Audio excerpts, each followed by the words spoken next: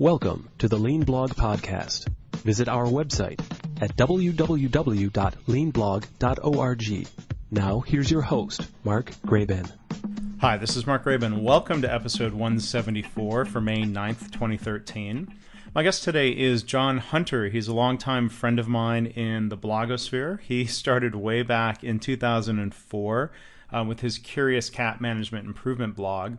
More recently, he's also been a blogger for the W. Edwards Deming Institute. John's recently published a book titled Management Matters, which is a really nice compendium of the great management thinkers who have influenced John in his own work. So John's joining us via Skype from Malaysia, where he's been living, and we're going to be talking about his impressive quality background, where he grew up in Madison, Wisconsin, and was influenced by many great quality thinkers.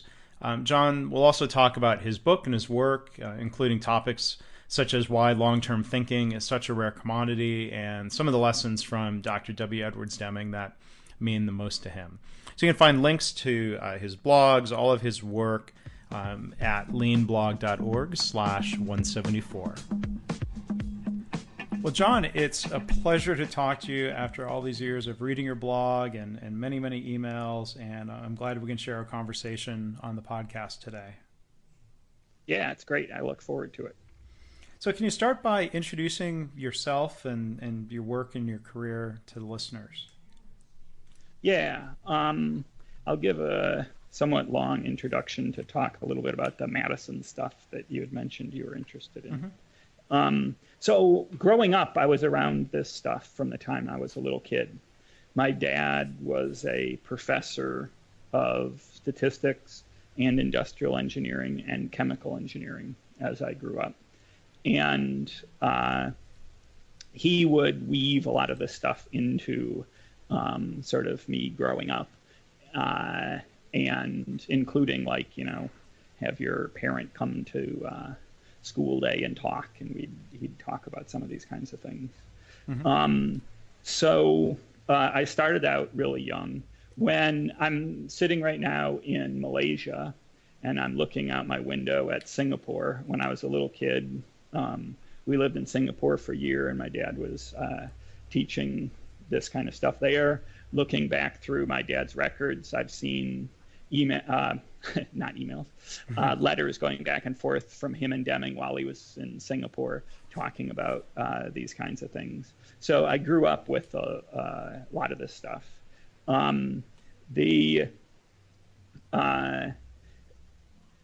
So in Madison, really interesting things happened. You had a lot of stuff going on there, which some people don't realize. But my dad wrote Statistics for Experimenters with George Box and Stu Hunter, who's not related. That book is pretty much the Bible for design of experiments, although since then there's been one other one that might compete for that title. Mm-hmm.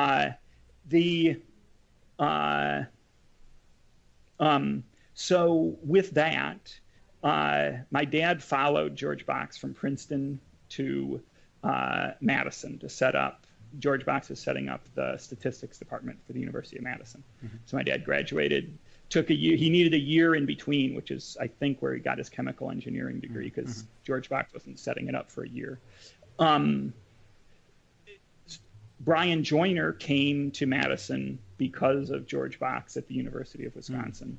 So then Brian Joyner ended up setting up Joyner Associates. So you had people like Hero Hackboard come to Madison who had never been in Madison.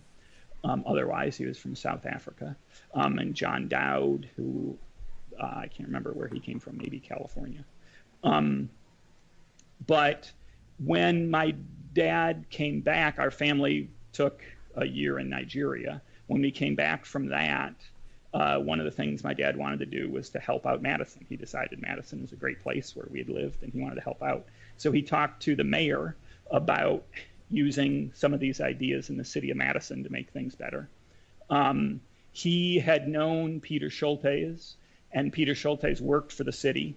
So they talked and came up with the idea of what a project should be after the mayor agreed. And so they worked in the city of Madison garage with a project. And my father then wrote that up, and it's included in out of the crisis as sort of the first implementation of Deming's ideas in the public sector that I'm aware of. And so that brought Peter Schultes into this sort of quality stuff.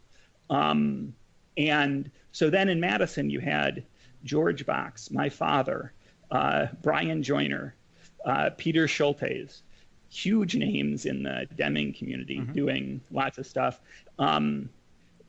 Joe Sensenbrenner, who was the mayor, got really involved in this stuff. He ended up writing an article for the Harvard Business Review on that project and further efforts at the city of Madison.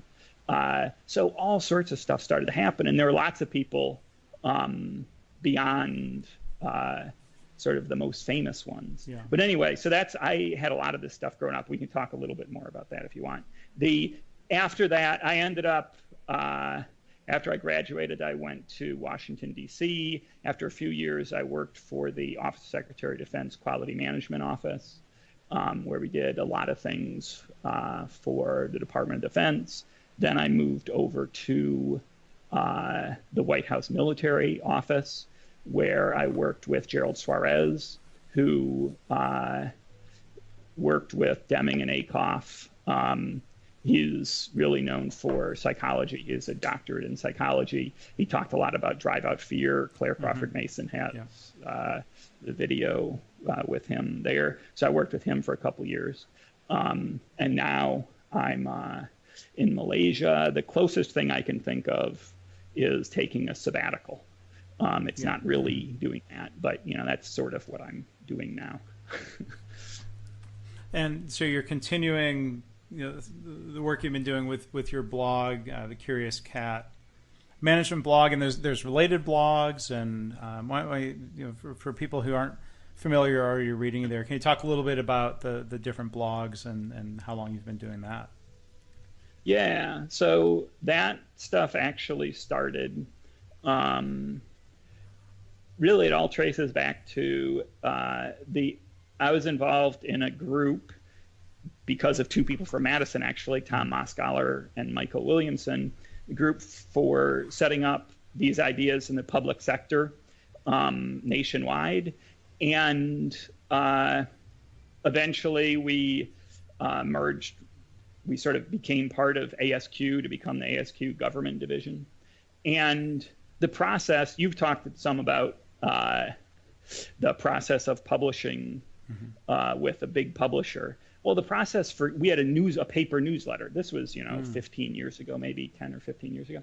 And I started writing a little article on, this is pre-web days, but internet resources like bulletin boards and email lists and things like that. And by the time it would be published, half of the information would be bad because things were changing so much.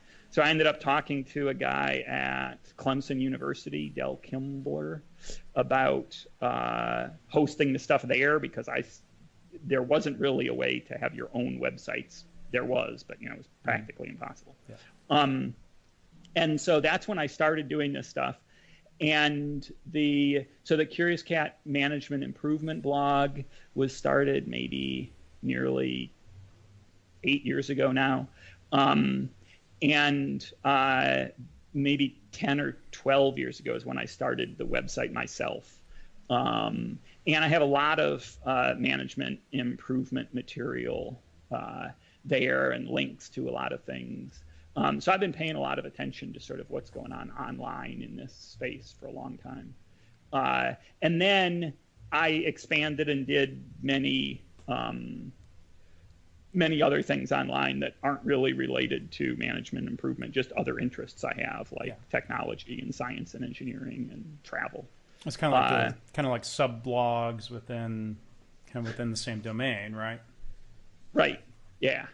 Yeah. And so this year or two gives me a lot of time to spend on those kind of things and working on the websites and also writing the book and still doing some consulting and things like that. Yeah. And let's talk about the book. So, and we've talked, you mentioned publishing. You've gone a route that I've experimented with and I've been a big fan of their approach at the website and the company leanpub.com. I've basically just kind of republished stuff from the blog, from my blog. That was a chance to experiment. You went a different route. So can you talk about we're going to talk about the book. Maybe we can talk about some of the process and what you've learned along the way as well. So your book, Management Matters. Tell us about that. Yeah, I know lots of authors that are well known. I'm not myself, but I know lots of them, and they have to put up with stuff I find ludicrous from publishers. So I knew I would, and I just don't have the patience for that. Yeah. So LeanPub allows me to do whatever I want, and I liked that a lot.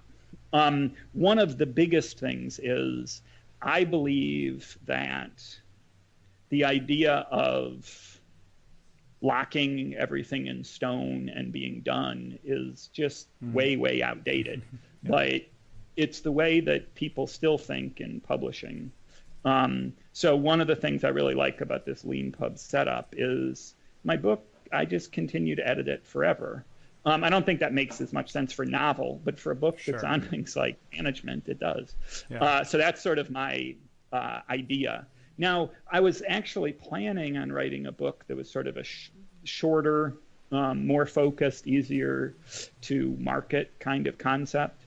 But I juggled around in my head for a year or two and never could settle on anything. And finally, I decided that, what I really want to do is set up a management system concept that I can then plug things into. One of the things you might notice on my blog is I do way more linking than most people do. It's the way I think. I have all sorts of trouble writing 3 paragraphs and having those 3 paragraphs stand on their own. When I'm thinking about it, these things all link together. Yeah. And so that was the trouble I had. If I was going to write something on how to do PDSA well, it is greatly impacted on all sorts of things that don't seem to have much to do with PDSA. And so that's my idea, is with this book, I'll be able to have something that is, this is the system within which these ideas go. So then if I can talk about, how to apply this tool especially well, I can link it into a larger system. And that's my concept anyway for this. It was also, I have on my blog, for years I've been exploring many of the same ideas, but there's some things that are really hard to put into a blog because they are so interrelated and so big.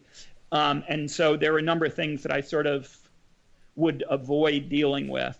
And so this book gave me the opportunity to really say, okay, what are all of the important things? When you're on the blog, if you leave off certain ideas, well, that's fine. You're only talking about the ideas that come up. But this helps me put in all of the things that I think are important, which is good, because when I would be talking to people or consulting with people, they often want, what is the thing I'm supposed to do next? What are the 3 most important things? And that doesn't quite work, but I can understand the desire to have a picture of, what really are the things that matter. And by me having this book where I have put all the things that I think are most important, it helps me when I'm talking to other people. I can remember, I always forget those 2. Yeah. Well, it's, the book's not so much, people, it seems like, ask for a roadmap, but the book is more a primer than a roadmap, I would say. It covers topics ranging from, the Deming philosophy to lean to, customer focus and statistics and management and how to inspire others. It really covers a nice broad brush of, like you said, things, management ideas that matter. I guess hence the title. Yeah. Hence the title of the book. Perfect. Yeah, and that's thank you. I definitely don't believe that cookbooks can work for management. It's too complex. It's too dependent on all the other things. But I do think there are sort of concepts and principles that apply, and then you have to take these concepts and principles and figure out how to best use them in your organization. And that usually is fairly challenging. Yeah. So kind of digging into at least a couple topics in the book, maybe we talk a little bit about the long-term thinking, something Dr. Deming emphasizes, something that Toyota emphasizes, and then we talk about respect for people and your thoughts and perspectives on that. So maybe we talk about long-term focus. Dr. Deming called it constancy of purpose. How do you describe the idea of long-term thinking and why it seems to be such a rare commodity?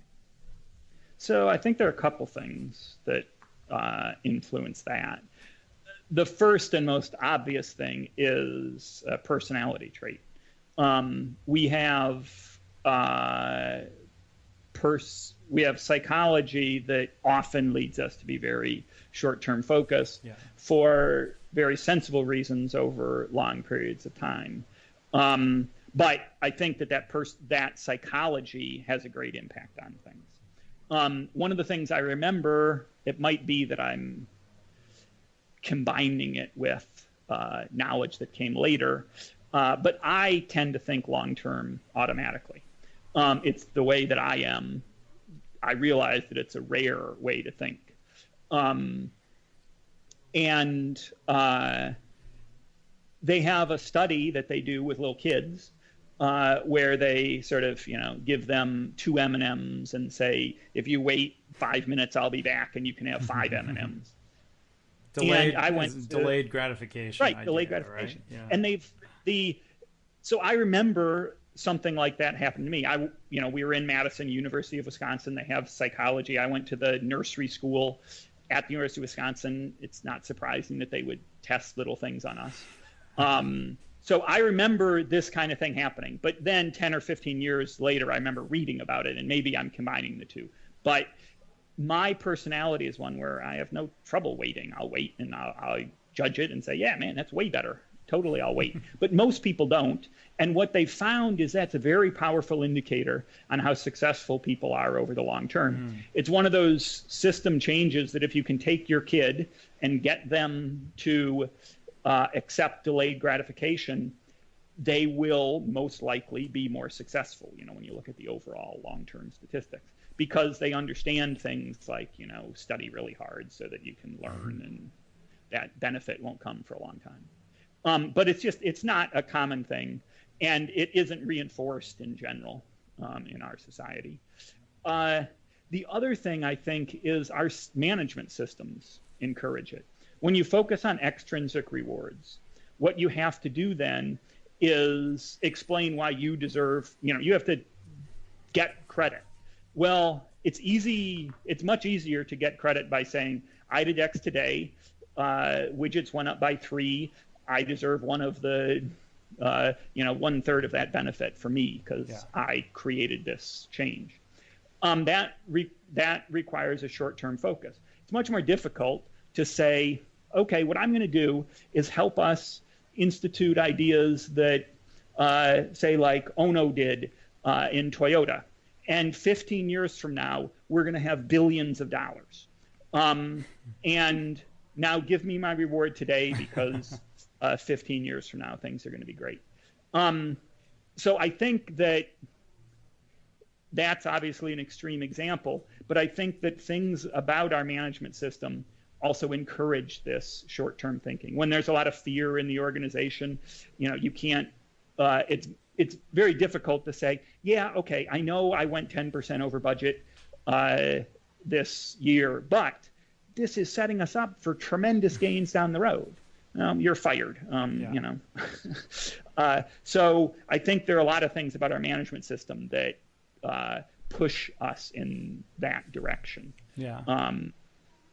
And reinforce sort of the short-term thinking that many of us have automatically. Yeah, and I'm reminded of Dr. Demingism. He would say, there's no instant pudding. I think we live in an instant pudding society. We want instant results, instant success, instant knowledge, That's I think that's Yeah, that's and tough. even I totally agree. But I think with the instant pudding thing, it is short term. But even more than that, it's that there's a simple solution. And with managing complex systems with people, I just don't think there is a simple solution. And it's one of the things that frustrates people. It's one of the things that people didn't really like about Deming, is that he doesn't give simple answers on what you're supposed to do. But it's one of the things I think that makes it powerful in long term is he realized that you can't come up with a system where you give simple answers. And so if you try to, you can market a system like that, though, really well.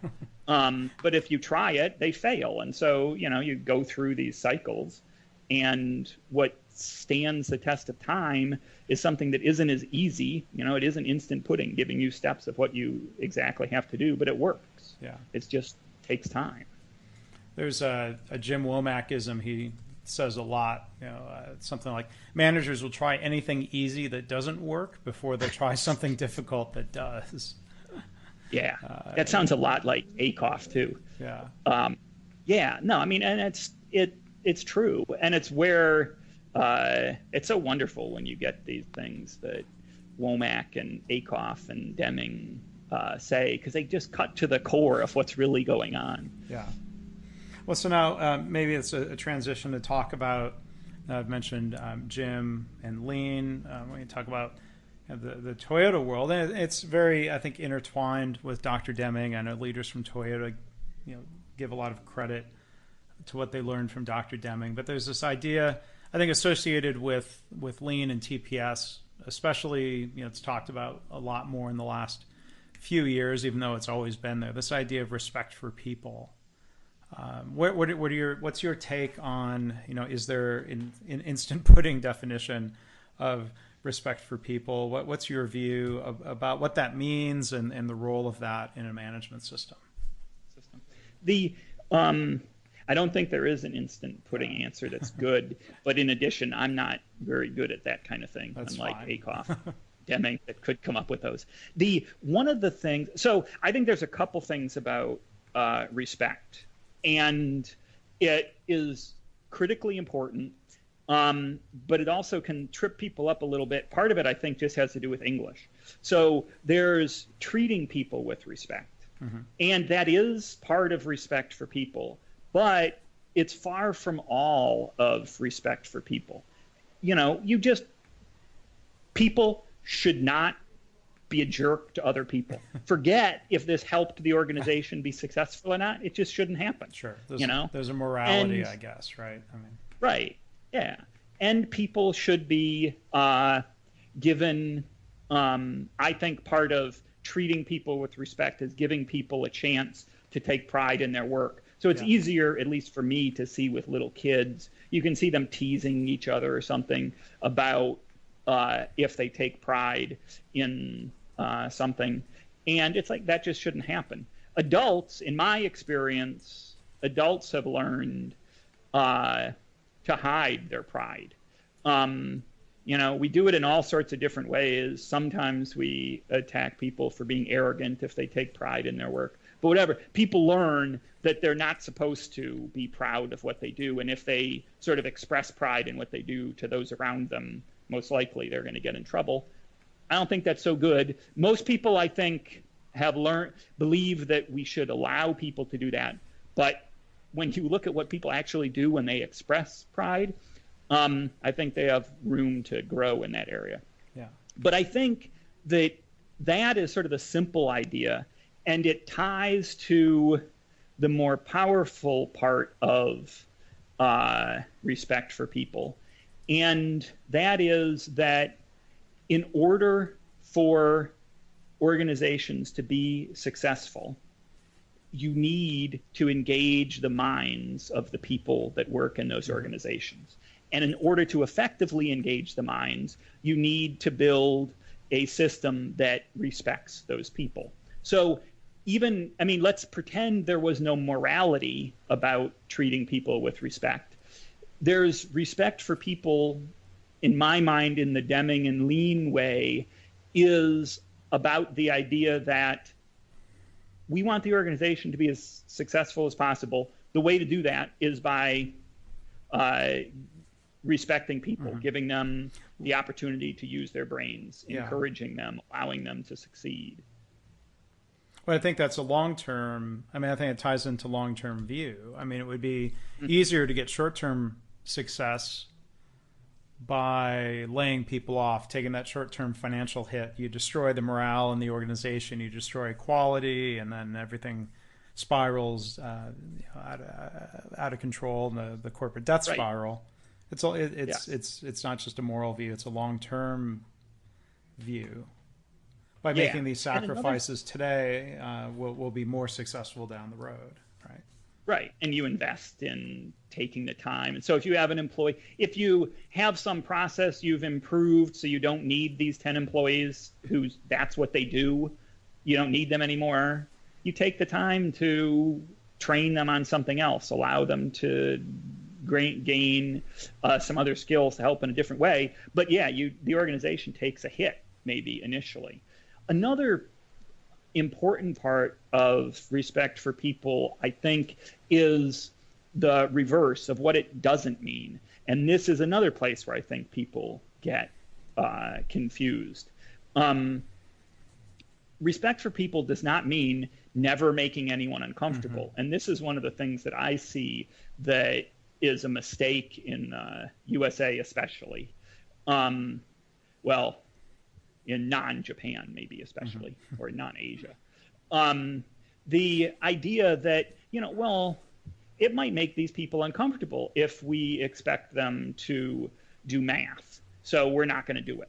Or it might make Joe uncomfortable if I talk to him about the fact that he needs to do a better job coaching his people. We understand he was promoted. This isn't, something that comes naturally to him, but we need to work on making Joe better at that, not avoid talking to Joe because he's going to be upset and it's going to make him uncomfortable.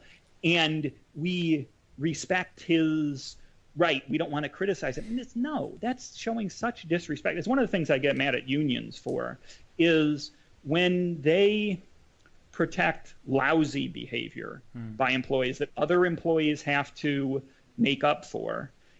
That's lousy. I understand that management does lots of bad things, and so unions do a lot of good in trying to protect workers from the crazy stuff that management can do sometimes. Right. But it often gets perverted into something that isn't very good. Now, there's one final thing on respect for people that I think gets into these things and confuses people some, which is we use the word respect for my value of someone's ability in that area. So one of the things that I find is I'm more critical than most Deming people I know, and or maybe even most people I know. A lot of the Deming lean folks get so into the respect for people that, being critical of people at all is seen as sacrilegious. But one of the things that frustrates me, I have to then manage myself to be effective. One of the things that frustrates me is when you can't debate ideas because people's emotions get all involved. I grew up in Madison, again, son of a professor. People I was around were professors and professors' kids. In that community, academic community, you debate ideas. No one takes it personally. If I attack an idea as bad, it's not seen as attacking the person as bad. Right. People accept it. People have confidence in themselves, and you can attack a bad idea. But inside organizations, I often find that if I don't respect in the term of valuing someone's emotional intelligence, I can't do what would be most effective and efficient in the organization, which is attack this foolish idea that they're supporting. Now, I'm going to be wrong sometimes, but I'm just saying, if I attack the foolish idea, I believe 9 out of 10 times I'm going to be right. But I had to, when I don't respect someone, meaning it in the term of value their emotional intelligence is what it usually came down to. I have to tippy-toe around and do all sorts of things in order to have things be successful. And a big part of that is the idea of having the organization act with respect. It annoys me, but I think part of it is when I don't respect people's emotional intelligence, I have to treat them more like a kid who you can't, you can't attack or whatever. And I think that's sort of silly. I think what we need to do is build up those people. And so that's one of the things I try to do. But that's another way, you take the word respect and it often gets turned around. And I think that that's the thing, is that it's not a super easy thing to look at. You want to treat people with respect. You want to challenge people to get better. That when you look at the lean sensei, they understand this much better, I think, than a lot of people in the U.S. do. Of it doesn't mean being everyone's best friend. Right. It means respecting them and challenging them. And I mean, if I respect someone, I challenge them much more than if I don't respect them, where I'm basically worried about making them upset. Well, if you don't respect someone, you don't really give a damn if they get any better or not. I mean, so why put the effort into it? Might be one way of looking at that. Yeah, well, right? And there are all sorts of complications that get in there, because then, you can often not respect people who have authority. So then you do need to get them to do something to some degree, because, but, that's the thing. And I realize, I have personality issues that are not ideal. And so I'm critical. I will attack the idea, but I can also feel personal about it. One of the things, this is looking at the idea of realm of psychology in a bigger way. One of the neat ideas I learned a long time ago was confirmation bias. The idea that what I believe, and I see evidence out in the world that supports it, I find that evidence to be wonderful. Yeah. And when I see evidence that is contrary to that, I sort of ignore it. Right. Well, I saw this with people, and I learned the idea, and so I looked at it myself and paid attention, and I saw that there were several places where the bosses might like me.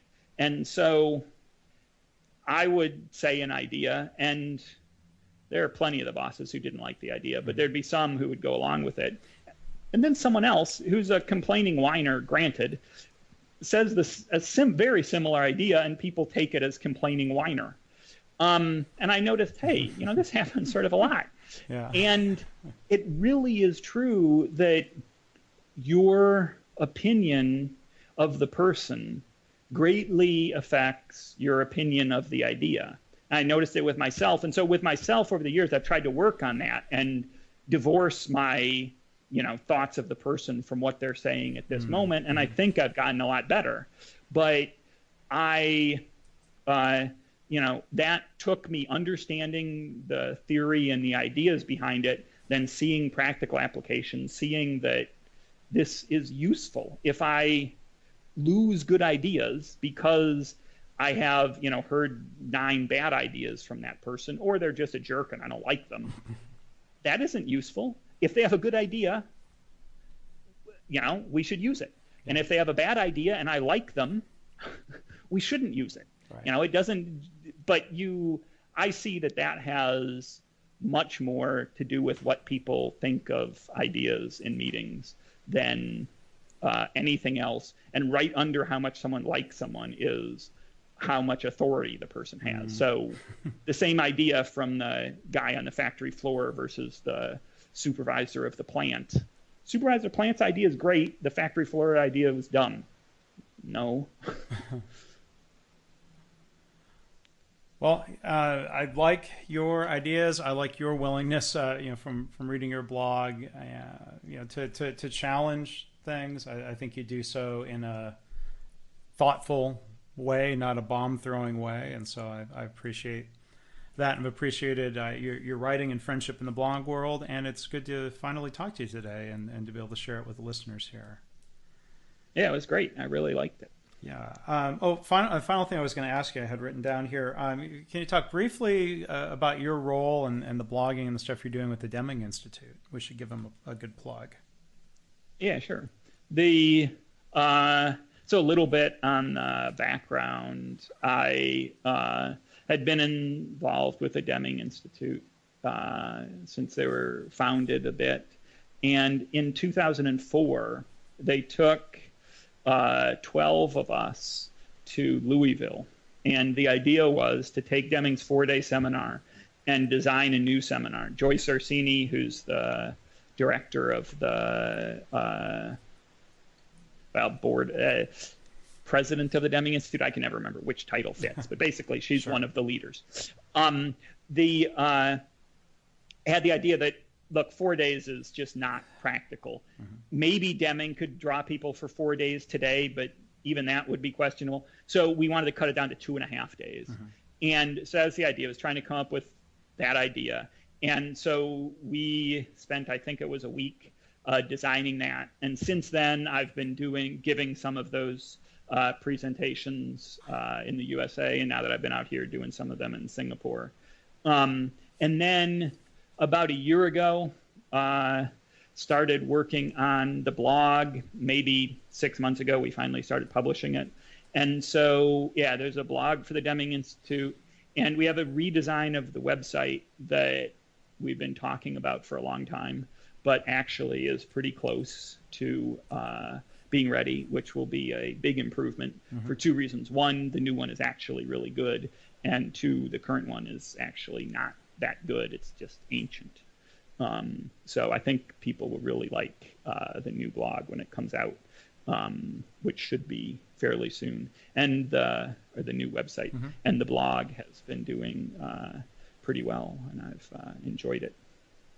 Yeah, well, if people go to Deming.org, there's a preview of that new site. It looks like a really nice, clean, modern site. So we'll look forward to that, and hopefully that draws more people into the great content, the great lessons of Dr. Deming, and it'll introduce people to you. John Hunter, thanks for being a guest on the podcast.